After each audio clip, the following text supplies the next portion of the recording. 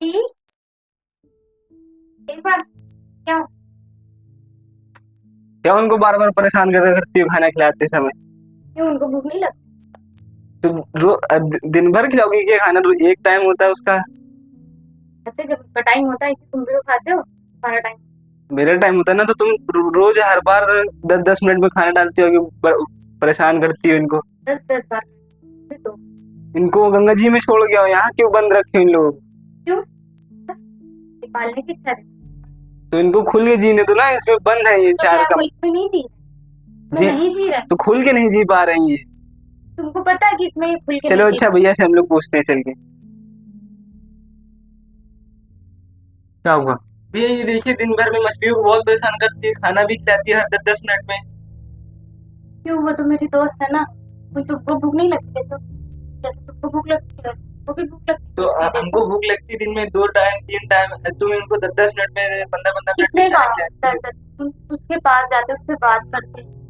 तुम जैसे मेरे घर के फैमिली मेंबर, वो भी हमारे घर की फैमिली। तो इनको यहाँ क्यों नहीं खुले खुले खुले उसमें गंगा जी में छोड़ के आओ, चार दीवार में बंद है।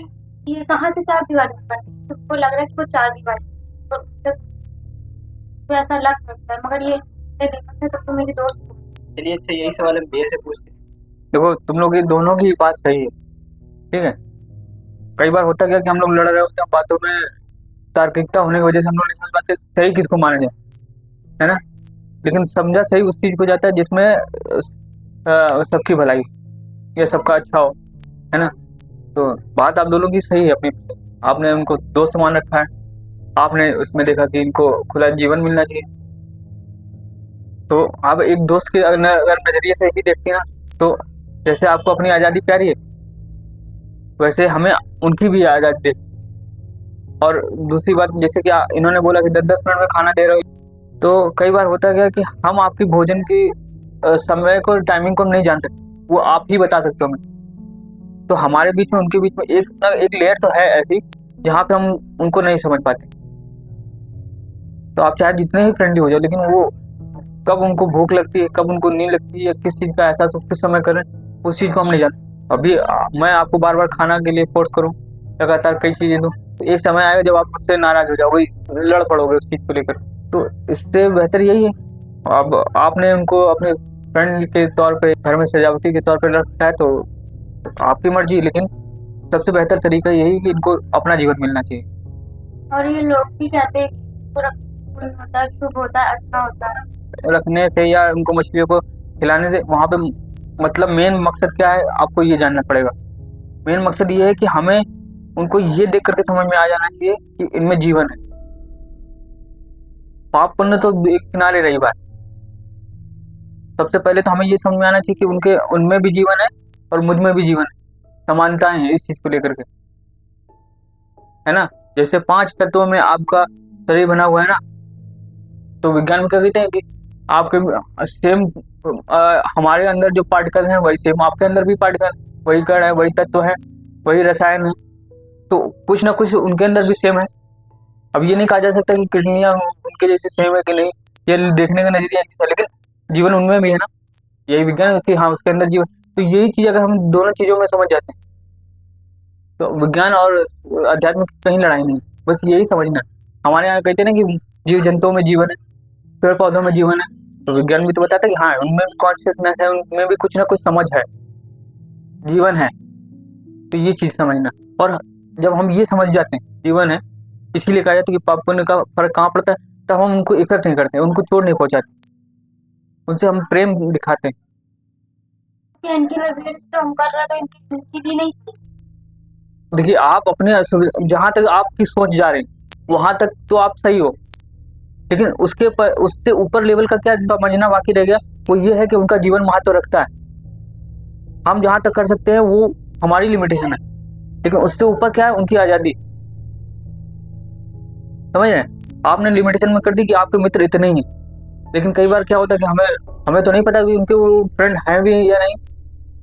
हमने तो 10 तरीके की मछलियां ला करके उसमें छोड़ दी कि उनकी जीवन शैली की है, मैच करता है कि नहीं करता है, उनमें उनमें जीवन की प्रवृत्ति आगे बढ़ेगी कि नहीं। आप भी दोस्ती करते हो, आप भी दोस्ती करते हो, तो अपने विचार मिलने वालों से करते हो, और फिर आपको भी किसी फीमेल या मेल फ्रेंड की जरूरत पड़ती है भविष्य में, आप भी आगे अपने जीवनचर्या को बढ़ाना चाहते हो, तो उनके साथ भी वही चीज है।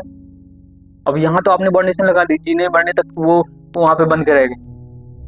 हम मछलियों को खाना क्यों देते हैं? आपने कहा कि हम पाप करने के लिए देते हैं, हमें पुण्य मिलेगा, ठीक है, लेकिन मेन बेस था कि आप उनको देख करके ये जाने, इनको ही नहीं। आप हमारे यहाँ चींटियों को खाना क्यों दिया जाता है, मछलियों को क्यों दिया जाता है, ये हमें समझना पड़ेगा। हम इसलिए देते हैं ताकि ये हमें समझ में आ जाए कि हमसे नीचे स्तर पे भी जीवन है। आज नहीं तो कल उनको देख कर हमें ये पता चल जाए कि हमसे निचला स्तर भी जीवन पनपता है, समझ रहे हो, तब हम ऊपर की चेतना की तरफ बढ़ते हैं, समझ रहे हो। तो ये चीजें आपको खुद पहचान करनी पड़ेगी, लेकिन ये है कि एक मोटा मोटा समझ सकते हो कि इनमें भी जीवन है, तो आप इनको आजादी देंगे तो ज्यादा बेहतर है। आप इनको समझने की कोशिश कीजिए कि जैसे मुझे खुली हुई चीजें, कहीं आना जाना बिना रोक टोक में, बिना रोक टोक में खाना पीना, बिना रोक टोक में अपना हंसना खेलना मौज मस्ती करना, वैसे उनके साथ में भी जीवन है। अगर हम इन्हीं को गंगा जी में छोड़ के आए तो वहाँ पे भी तो लोग पकड़ते हैं आके, तो उनका जीवन नहीं बता। देखिए हर व्यक्ति का, अब जैसे क्या आपको लगता है कि आपका जीवन किस प्रकार से खत्म होगा? आपको पता है? आपको पता है? किसी को नहीं पता होता कि मेरा जीवन किस तरीके से खत्म, बस इतना ही पता होता कि जीवन हुआ है तो जीवन अंत होगा। तो अब आप उनके उसमें नहीं जा सकते, आपके पास बस यही उद्देश्य है, यही रास्ता है कि आप उनको आजादी में दे छोड़ सकते हैं। और जो आपने सोचा कि वहां जाएंगे तो उनको भोजन कौन देगा? जिस प्रकृति ने, जिस ईश्वर ने पूरी ब्रह्मांड इस धरती पे, जिस समय आदमियों को, इंसानों को खाना बनाना भी नहीं आता था, उत्पत्ति करना भी नहीं आता था, तब भी प्रकृति ने भोजन की उपलब्ध करा रखी। अब ये मानव सभ्यता है, जितना परिवक्त होती जा रही उतना परेशान होती जा रही। अगर हम पुराना दौर को समझें, उस शुरुआत में इंसानी की शुरुआत कैसे हुई, तो उस दौर में देखिए कि क्या इंसानों को शुरुआत में खाना पकाना आता था, बनाना आता था, या उगाना आता था, खेती किसानी आती थी? हमें तो शिक्षा में यही पता चलता है कि इस तरीके से जीवन काल शुरू हुआ। उनको तो पता नहीं था भोजन के विषय में, उन्होंने तो सीख सीख कर सीखा, जान जान करके ही सीखा। तो उस तरीके से हम लोगों ने अब जब भोजन को जानना शुरू कर दिया, पाना शुरू कर दिया, तो अब होते हुए भी हम लोग इतना परेशान, और जबकि प्रकृति ने हमारे पास जब सुविधाएं नहीं थी, जानकारी नहीं थी, तब भी हम लोग को प्रोवाइड करा है। तो प्रकृति ने उनके लिए भी कर रखा हो, और व्यक्ति वैसा भी ढलना शुरू भी कर देता है जैसे उसके पास व्यवस्थाएं होती जाती। तो अब ये बिल्कुल भी हिसाब में मत बन के रहे कि मछलियों को अगर मैंने वहां छोड़ दिया तो उनको भोजन कौन देगा। खुले समुद्र में, खुले नदियों में तो उनके पास तो अथाह की व्यवस्था होती है।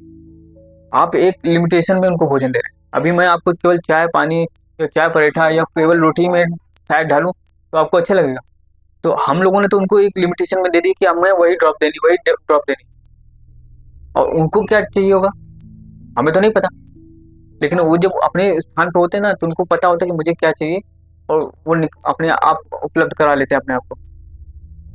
तो इसमें और मैं तुम्हारी भावनाओं को भी ठेस नहीं पहुंचाता। अच्छा ही है कि तुम उनको अपना दोस्त मानती हो, और ये देखती हो कि मैं उनको भोजन कराती तो मुझे पुण्य मिलेगा।